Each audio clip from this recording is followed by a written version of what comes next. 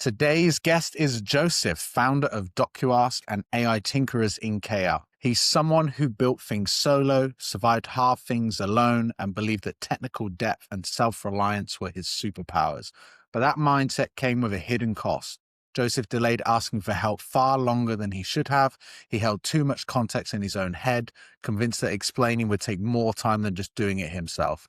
He optimized for self-reliance over throughput, and the result, he missed second-level insights, never developed management experience, left almost nothing documented, and moved slower than he needed to.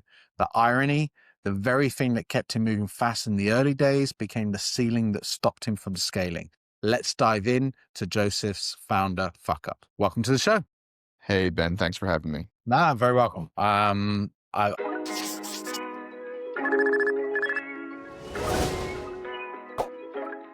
Obviously we've known each other for quite a while, so I'm really kind of excited to dig into this with you a little bit.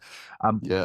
Before DocuAsk and building the AI Tinkerers community, what was your track record? What made you believe that you could and should just do most things yourself? Yeah, I guess nothing to do with really my track record. I worked in companies and things like that. I always have fancied myself a rather high agency person, but I didn't really make much use of that throughout most of my life. I did have kind of varied experience with work, like working at restaurants and other odd jobs and things like that, which gave me a more well-rounded experience. But really, I think the idea was a kind of this solo entrepreneurship route, this thing that became popularized in on like Twitter and things like that, which romanticized this idea of being a solo entrepreneur who builds something on your own, markets it all by yourself, and lives off, the rewards of this.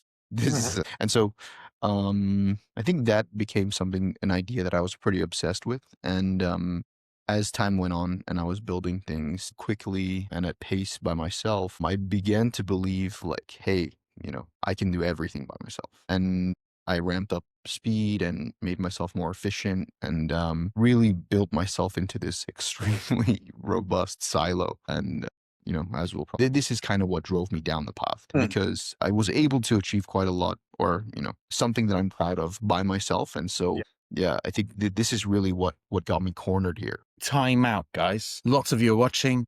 Lots of you are learning from the founder fuck-ups that we've all gone through. But please do me one little teeny favor and subscribe so that we can keep growing the channel and get more great founders on. Back to the episode. I get it. I mean, I think I felt that myself as well along the years, but just do it myself. It's easier. Yeah, it's quick, exactly. But you kind of delayed bringing people in or perhaps asking for help because you thought explaining would take more time than just doing yourself. That's something you had mentioned. Kind of walk me 100%. through that logic. When did you first notice yourself thinking that way? Yeah, I mean, it's one of these things where actually, okay, so probably the thing that forces you to have this realization is whenever you bring anyone else onto the team in any capacity, because you realize that, okay, this one thing is coupled with this other thing, which is coupled with this other thing, which is coupled with this other thing. And so they say, okay, let me try and help you with this. And they say, oh, but I'm going to need access to this. And I need to know how to do that. And I need to know how to do this, that, and the other. And in your head, the calculation you're making is it easier for me to just respond to this one customer? Or is it easier for me to explain this entire series of, different, like, I don't know, tech tools, text pieces, and all of this other stuff to this person who, maybe has a varying willingness to really know all of these things. And so, when you have that calculation in front of you, it's, you're thinking, obviously, I should just do it myself. And we don't realize at the time that the number of sort of like customer outreach things or customer service requests we get really adds up over time. And it stops you from doing the things that are your kind of like, people call it like your zone of genius or the things that you can really provide high value to the company or the business that you're working on. And yeah, this is where you get in real trouble, I think. Yeah. And when was perhaps a specific time where you realize that you've got all this context in your head and you haven't really been able to bring anybody in because, like you said, it was just easier to do it yourself because bringing somebody in who's got that willingness to actually care about all of these various different contexts and steps and tech tools just didn't make sense. Yeah. When was it you felt like you're just carrying away all on your own? Perhaps it's time to feel a change. Like what did you notice? Do you mean sort of like the turning point for me? Or Yeah, so the mistake here is that you kind of held on to everything yourself. You didn't bring a team to leverage, right? yeah, yeah. When did you realize that that was a mistake? When did you realize that there was consequences from not bringing people in and doing Yeah, it's everything? It's funny, I think that actually the realization comes in waves. So, Yeah. like, in the beginning, you have this realization where you're like, "Oh, crap, I can't bring anyone else on." And you really, I mean, you've already sort of felt the pain of the realization before you even had the realization. Because by the time you bring people on, you're at a point where, you're like pretty stretched pretty thin. And so you're Mm, thinking, man, I need someone to come on. And in your early stage and as green as I was when I was bringing people on, you're thinking that as soon as you hire someone, boom, they're gonna suddenly, take the weight off your shoulders, right? So you're like, we oh, great. Now, romanticize it. now I've hired someone, right? This is done. Cool. Now I don't need to think about tech work anymore. But in actuality, there's a huge amount of overhead that comes in with hiring someone and passing on a whole bunch of that context and giving that person the opportunity to succeed Yeah, in the role that you're sort of that you've prepped for them, right?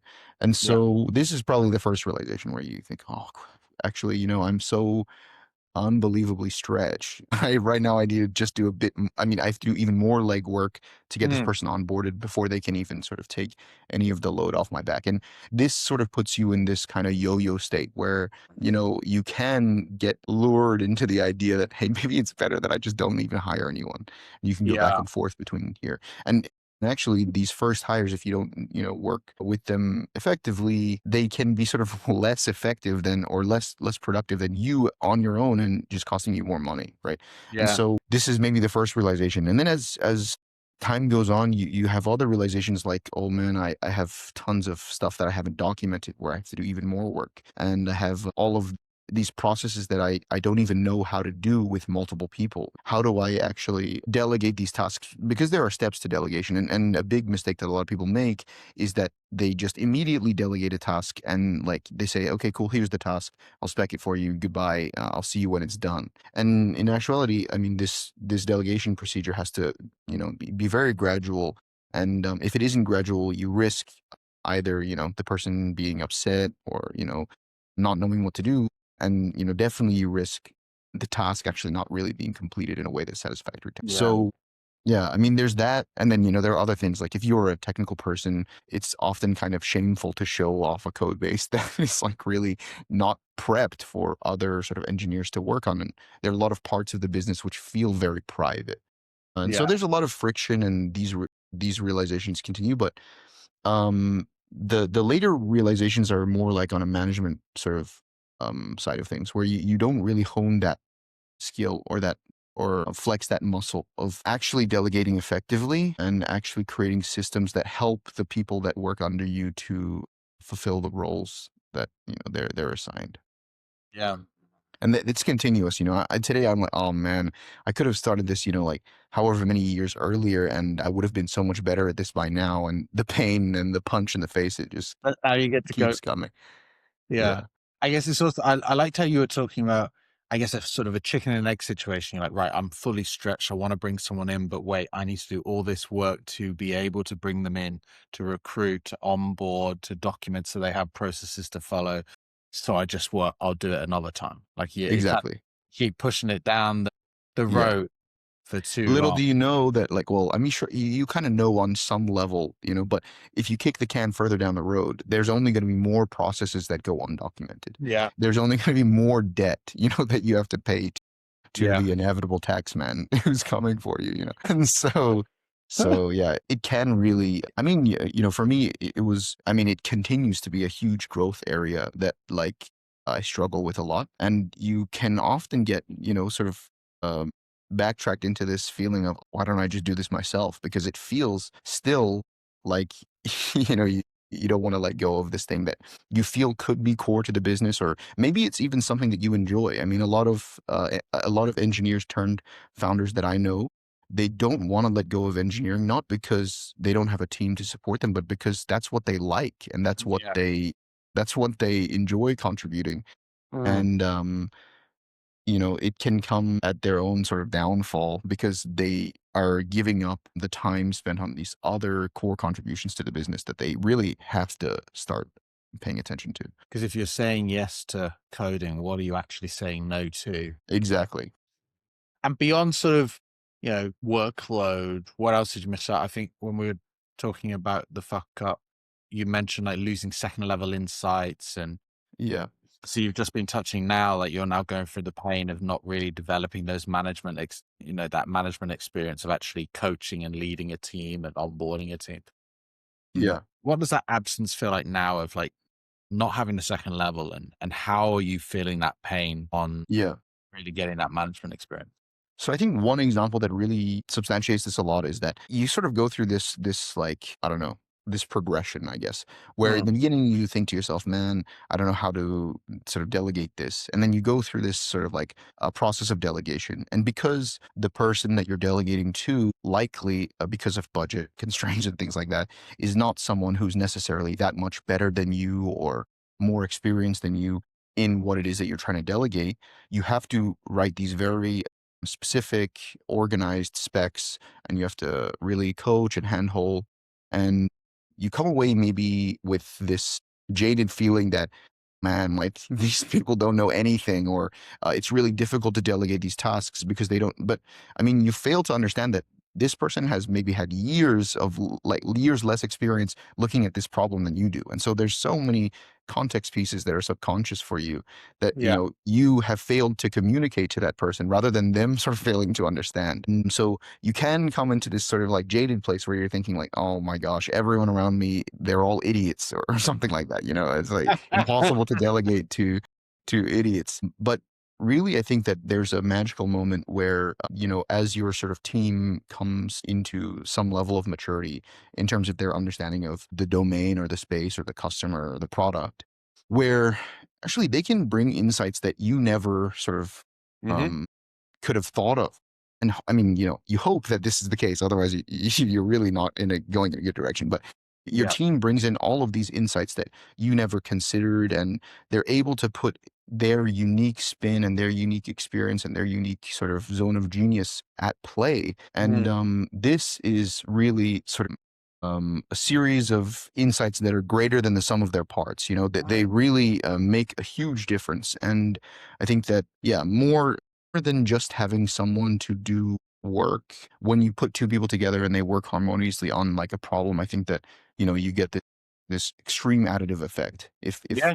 organized correctly. And so I was missing out on all of this. And that's not to mention all of the opportunity costs of not having this for a long time, if that makes sense. If I could have delegated away or had someone even better than me working on product or working on engineering, what could I have been doing, or what could the other sort of like employees been doing to really make this business a huge success? And I sort of missed out on all of that. Yeah, it's a huge cost that really goes unrealized for a long time. Yeah. I mean, a company is just a group of people. And I Yeah, think like yeah, nothing, nothing great in the world was very few things that are great in this world were ever done by one single individual without a team or something around that. And yeah, when absolutely. did it finally click? You're like, shit, it's time to really actually bring some people in, and I'm missing out here. There's a huge opportunity cost, like the opportunity cost you just described.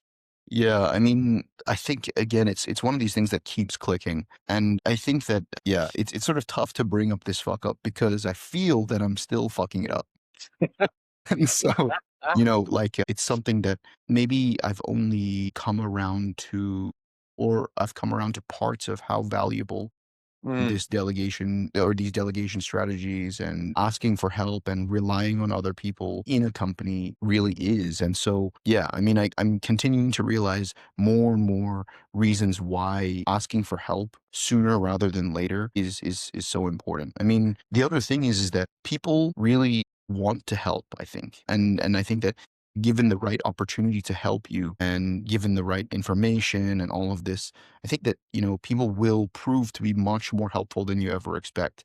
And I don't say that to sound like I'm some kind of darkened or like jaded, like downtrodden person who doesn't think that people want to help me or can help me. But you can get to a point where, especially when you're really in this loop of, oh, I'm the only one that can push this forward, where you just feel like you're the lone soldier sort of pushing Yeah. this boulder up the hill. And it's almost like you lose sight of this habit of asking people, or you really just don't Yeah. believe that anyone can help you. And this can really, really keep you locked away for a really long time. And so, I mean, all that to say, I'm sort of, babbling a little bit, but really I think that I'm still learning how to not fuck this up. And so it's hard for me to really say when it clicked, because I'm Yeah. still clicking. I'm still clicking for sure. I mean, you've certainly kind of overcome the fuck up of not like doing everything on your own, but I Yeah. think all of us feel the same way when it comes to like team. I coach, and I think the number one challenge anyone faces that either works with me or has worked with me is about team. Because you've got different, as soon as you have different people with different feelings and thought processes and ideas and everything, things get messy always. Yeah, absolutely. And then you've got like different generations that care or think or operate differently. It's a never-ending battle. A Yep. never-ending battle. Yep. Was And there a particular point, a moment where you're like, fuck it, I'm gonna recruit? Was there like a magical moment?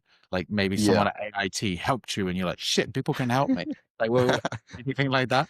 I think really it was because I had a gun to my head. Like, I Okay. was on, like, sometimes like 4 to 5 hours of customer service calls a day because people were booking into my calendar, which in the beginning, having your calendar on your website is great because it's like, no worries. No one's going to book it anyway.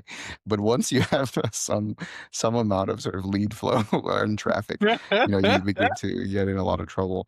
And you feel some kind of obligation to these customers. And as a solo entrepreneur, I was just like calling and calling and calling and just basically putting fires out.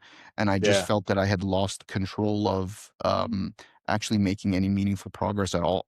Yeah, it's just that eight, the sort of 20% that you're supposed to have became my 150%. And yeah, I was just completely slammed. And I was just like, look, I have to hire. There's nothing else I can do. And Yeah. that was that moment where I was like, I'm sure as soon as I hire, I'll be, I can get rid of engineering altogether and the product will just get better on its own. Yeah. And obviously that was a complete mistake, but yeah. The next fuck up, the next one. Yeah. It's fuck up. Yeah. Yeah, exactly.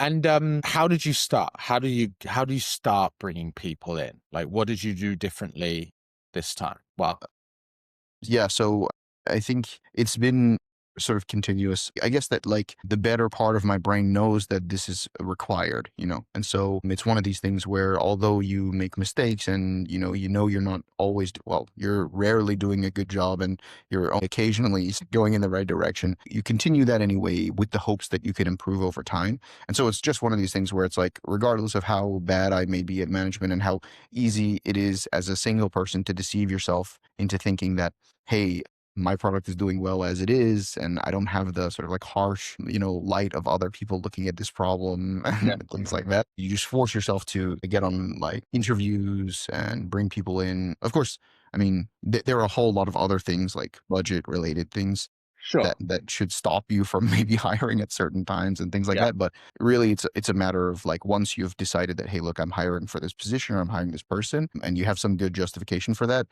you force yourself to do it because you know that, or you hope that over time that's going to be yeah. an extremely additive experience.